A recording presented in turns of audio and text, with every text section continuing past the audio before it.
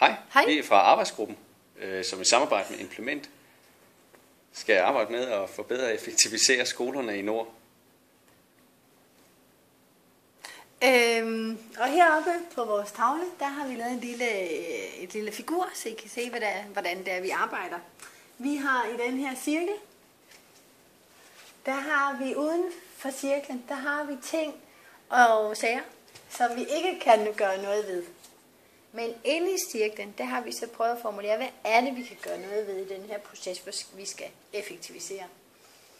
Der er blandt andet tid til fordybelse, tid til at køre projekter igennem. Der skal være en fælles ramme for vores undervisning. Vi skal udvikle kompetencerne. Der skal være en autoritet i vores lærergerning. Og der skal være et samarbejde med ledelsen. Det er de her ting, som vi har fastlagt, vi skal have fokus på. Og det kan vi gøre noget ved, og det kan vi optimere, blive bedre til. Også inden for den tid, der er.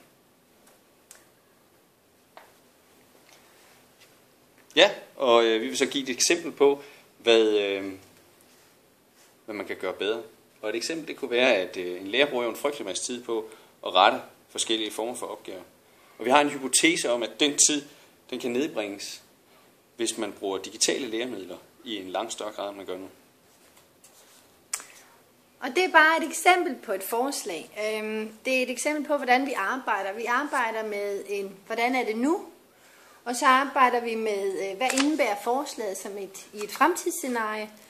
Og så endelig laver vi sådan en potentialeberegning, hvor der så bliver frigjort noget tid, som kan bruges et sted, hvor vi synes, vores trivsel og vores arbejdsformer kan optimeres og blive bedre. Ja, vi har selvfølgelig en hel del andre forslag, som bliver udmøntet i et katalog, og vi vil selvfølgelig opfylde det, som vi har udvalgt til at være vores succeskriterier. De står også heroppe på tavlen, måske lige se, om jeg kan fange dem her. Og vores succeskriterier, det er, at vi skal have noget mere tid til det, som vi synes er vigtigt. Vi skal fremme kvaliteten i undervisningen, og vi skal fastholde projekter, trods det, at der ændres på skolen hele tiden. Og så skal vi have et bedre arbejdsmiljø. Det er rigtig, rigtig vigtigt, at I kommer til stormødet onsdag eftermiddag, så I også føler ejerskab for det her projekt, så det ikke bare bliver endnu et projekt, der er søsat, men noget, som faktisk kan blive til noget. Vi ses.